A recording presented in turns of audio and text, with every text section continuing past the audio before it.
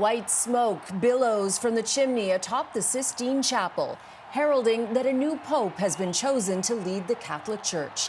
Tens of thousands of people were packed into St. Peter's Square, and the leader who ultimately emerged on the balcony came as a surprise to many of them.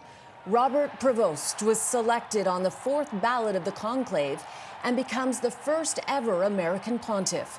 The 69-year-old took the name of Pope Leo XIV before delivering his first address, in which he paid tribute to his predecessor, Pope Francis, and called for peace. Help us and all others to build bridges with dialogue, with meeting, to be one common people, living always in peace. We have to seek together to be a missionary church, a church that builds bridges and dialogue. Leo becomes the 267th Catholic Pope, replacing Francis, who passed away last month. Ahead of the conclave, some cardinals had called for continuity with Francis's vision of greater openness and reform, while others said they wanted to turn back the clock and embrace old traditions. Barbie Nadeau is covering the conclave for us from Rome. And Barbie, this was an unexpected choice for many. What do we know about Robert Prevost, now known as Pope Leo XIV? You know, we know that this is a man very much cut from the same cloth as Pope Francis in terms of his work within the Catholic Church. He worked in a missionary. He lived in Peru. In fact, he's a dual national. He's got Peruvian citizenship for many, many years. We know that he comes from a religious order instead of a diocese. We know that he was a reformer. And so all of these things point to sort of a continuation of the type of papacy that Pope Francis had.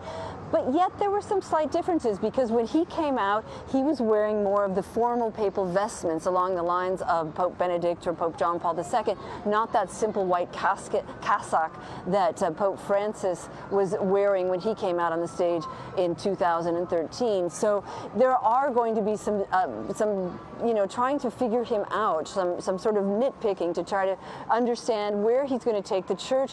He seems to be very much of the same line as Pope Francis, but those two little things that we noticed when he came out might point to him being just a little bit more traditional, which could absolutely be why he was chosen as the Pope, to be more of a unifier and bring the divided church, which it very much is, together.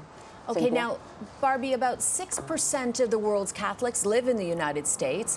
What does it symbolize to have an American as the head of the Catholic Church? You know, I mean, I think that's going to be something of great discussion as people get to know him a little bit. But I think it was super important that he chose not to speak English when he went out onto the stage, when he went out onto the balcony and introduced himself to the world.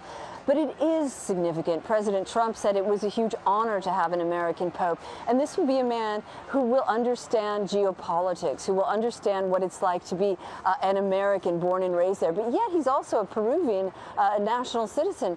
And so he'll understand some of the challenges and from that part of the world as well. You know, he will be able to probably open doors with just his language skills alone that many previous pontiffs weren't able to do. But everybody's watching. The Catholic Church is very important in the United States, and it's very strong in the United States, and they've got a great record on the clerical sex abuse, and they've done a lot of things that are admirable, and I think a lot of people are hoping that he represents that aspect of American life. Thank you so much for joining us, Barbie. Thank you. And that is Barbie Nadeau from Rome.